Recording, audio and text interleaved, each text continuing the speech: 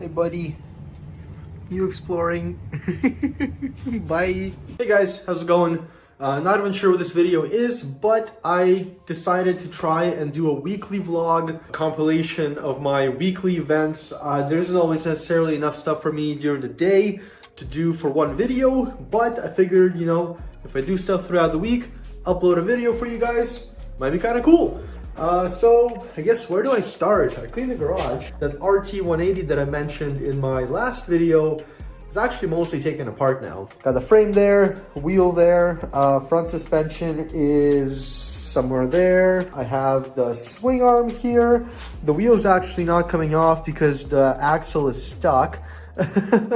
Everything on this thing is seized up, kind of ridiculous, but it's basically there. I don't know what to do with the frame. I already have this DT175 frame. No clue what to do with that. Probably just gonna junk the thing because I don't have an ownership for it, which typically wouldn't really be an issue, but it's kind of been molested, you know, welded in a bunch of places, and I don't want to deal with it. The RT frame is cool, but once again, I don't have a purpose for it. Nobody really wants just a frame. I try to give it away for free. Nobody wants it, so I don't know, probably the garbage as well.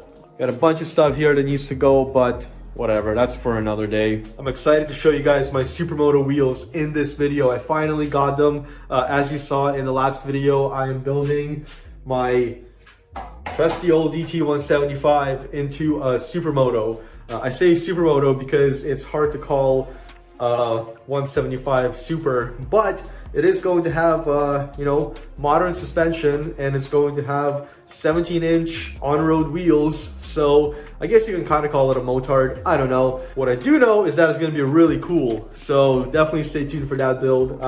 I'm basically going to be doing stuff for that build in these videos, but if there's major stuff to be done, I'll probably make a whole video on its own about that. Here are my gorgeous forks, 2004 CR85R. There's something behind there, which I might have already revealed, but I'll show you guys at the end of this video. I'm super excited about it. Oh, there's my exhaust actually for the Supermoto build. Got to polish that up, make it look all nice. I really want to get that replicated from titanium. This was made in Colombia, but I kind of want to get it made locally, potentially. We'll see. I might 3D scan it and try and replicate the design. Not for resale, just for my own purposes. You know, I'm not looking to rip anybody off or steal anybody's design. I just think there's a couple of improvements that I could make, and also it would be cool to make it out of titanium. Step into my office. Hey buddy, you waiting for me? Yeah. Socks and flip-flops. Yeah, that's blasphemy, right? Good stretches. My workshop's coming along pretty well. I cleaned this up nicely too, so, you know, life is good. What's that over there?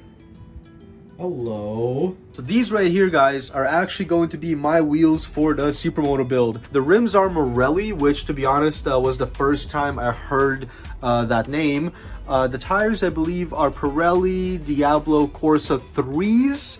3-inch rim in the back, 2.5-inch in the front. Let's see.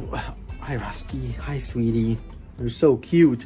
I think the tires, I actually don't know the tire sizes, I'll be honest with you guys. I haven't checked those yet, but I would like the rear to be a little bit wider. I think they run them slightly thinner because they want to accelerate faster. They actually race these bikes in Colombia. And I bought these rims used from somebody who built, you know, a proper Colombian DT. The wheels were a really good deal, which is why I chose to, you know, get a used set. They came with the tires. I'm assuming they're balanced. I'm gonna have to check that. They're basically good to go. I just have to get new bearings for the front to fit my front axle, and then I can start mocking things up. The rear is actually good to go. I just need to rebuild my swing arm, and then we're solid. I'm really excited about this, guys. I've been waiting to build a DT Supermoto for so long, and we're finally here. We're finally doing it. There are some blemishes on these wheels that either happened during shipping or just, you know, during their previous life. Where's that scuff? I don't even think that's the scuff I was looking at. There it is, right there. You know, some scuffs there, but not a big deal because I also wanted white wheels. That's the other thing that was kind of bummy about this whole thing, which I'm saying bummy, but at the end of the day, I'm so happy that I got these wheels for, you know, the price that I got them for. Otherwise, it would have cost me way more, and I would have had to do way more work, and I would have had to get hubs. I would have had to get hubs fitted to new bands, and it would have just been a headache. It's all been done for me. It's super exciting. And if I ever need to do it again, I have a perfect example here and I can always just replicate it. So yeah, gotta get new bearings for the front, gotta get a sprocket, gotta get a brake rotor as well. I want to run a big brake kit in the front, but I don't know what kind of spacer I need for the caliper. And this is the actual, this is a rotor of an RT180, which is going to work on that hub. I just don't know if it's going to work for the CR85 caliper spacing. So we'll have to figure that out. I really hope I can find somebody who can do me a custom rotor and a custom caliper offset mount. That'd be really awesome. You know, that way I don't have to source stuff online. I'd rather just, you know, maybe get it made locally if it's not too expensive. This right here is the 2017 Yamaha R6 shock, which will need to get resprung, revalved, re-nitrogened, re-oiled, everything, because obviously an R6 is way heavier than the bike that I'm building, so gotta match it for the weight. I feel like those glasses were making me look weird. Why are you just sitting there? You okay? I love you.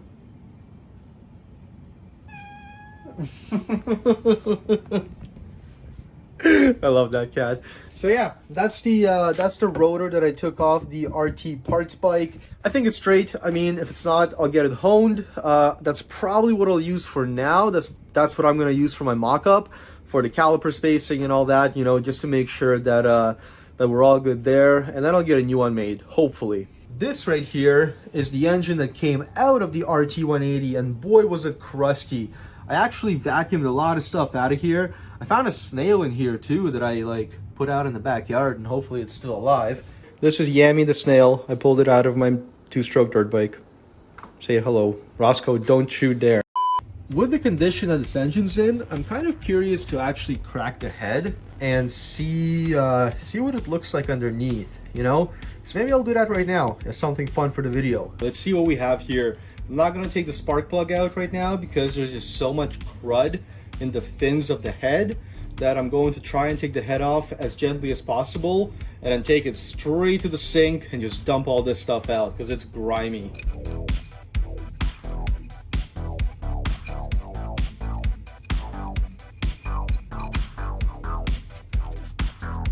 I need gloves. I'm gonna wreck my hands on these fins. Got a bit of a helping hand here as well. Oh, that's one cracked.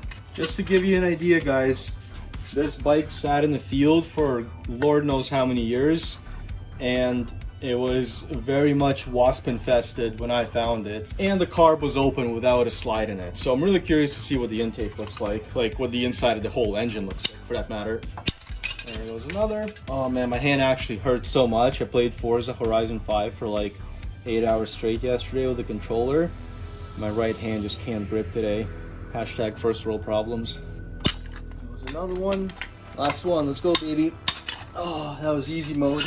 Alright, let's get them all off. These RT180 engines are actually really cool because you can modify them for some serious power. You can actually put like a CR125 or basically like any modern 125 crank into it with some machining required, you know, but that paired with a light flywheel is gonna make it a high RPM ripper, baby. Oh, I'm already gonna need to vacuum around here after this. It's such a mess in the head. Place your bets. What's the piston gonna look like? Maybe there's gonna be some honey on it. I don't think wasps make honey. I'm an idiot. Alrighty, here we go. Head's coming off. Wow, I'm gonna vacuum that out, but that piston looks brand new, guys.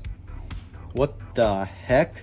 I'm gonna go clean the head up, and then I'm going to flip the head over and see what it looks like. I actually haven't seen myself yet because there's just so much crap inside here.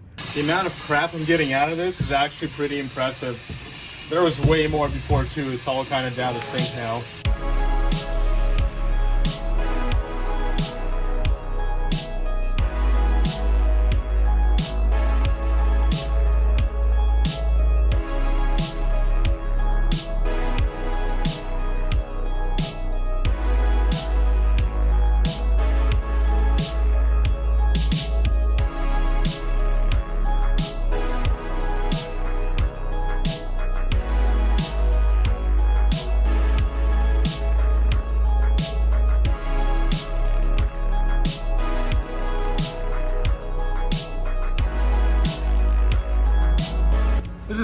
interesting, guys. I can't tell how new this piston is. You know, there's some weird like I wonder if it was wire wheeled or something, because it seems like there's some discoloration there, but I don't know what it's from. I don't know what that divot is from either. I wonder if that's from the pin for the ring. I don't know. We'll have to check compression. I honestly feel like this thing could run if you put a decent carb on it. This almost feels like an oversized piston though. I see that 0005 on there. Could be a half mil over. The head looks pretty good as well. I mean, it's drying up right now, but nothing unusual on the head. It's really too bad it's not a 6-bolt and I can't use that on my DT. Gasket has some corrosion on it, but you know, so does the head. This thing did sit in the field. I think what I'm gonna do, guys, is actually take off the carb and see what the condition of the intake side is.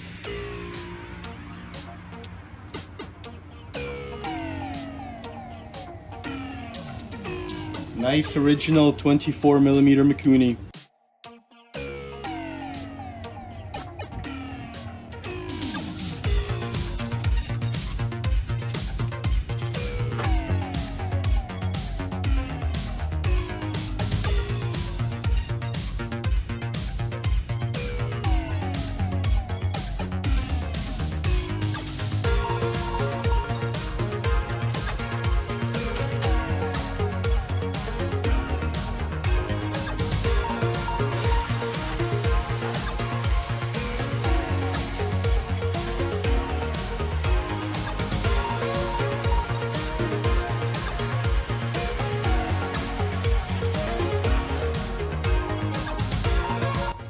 The reeds don't want to come out. There we go. Still the stock metal reeds. Piston's not looking bad, guys. I kind of want to turn this thing over. So I vacuumed it out just a little bit more because I didn't want to risk getting any crud inside the cylinder. So now let's gently try and turn this thing over. I think she's seized up, boys. I think she's nicely seized up. I think it's seized up from sitting. I don't think it's seized up from running too lean or anything. Yeah, not gonna keep trying. So I guess the thing to do here would actually be to take the cylinder off, gently tap on the piston, try and you know, separate the two, and then put the piston, or rather put the cylinder back on the cases and try turning it over that way. I don't feel like doing that right now because I don't actually plan on doing anything with this engine for a while. I was just curious to see what the internals look like, and they don't look half bad, guys. I mean, I've seen way worse engines. I think what I'm gonna do is put the gasket back on, put the head back on, and I guess cover up the intake on the exhaust ports and get this thing ready for storage. Moments later. Alrighty, guys, the engine is all put back together. Well, for the most part, I've got it sealed off at the intake. I've got it sealed off at the exhaust. So we should be good there. Now, oh, and I've got my parts labeled. Always label your parts, guys, because I'm usually like, you know what? All my bikes are basically the same bike, so whatever part I pick up, I know exactly where it goes. Nope. I have no clue where some of my parts go, where some of my hardware goes, so label it, put it somewhere safe, and next time you need it, you know exactly what it is and where it is. One cool thing I forgot to mention, actually, is the guy that I bought the wheels from in New Jersey, thank you, Yanni, once again, he sent me a free fender. I'm pumped on this, man.